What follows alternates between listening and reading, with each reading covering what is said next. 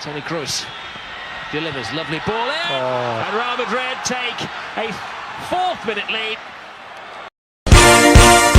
This is Kingdom TV.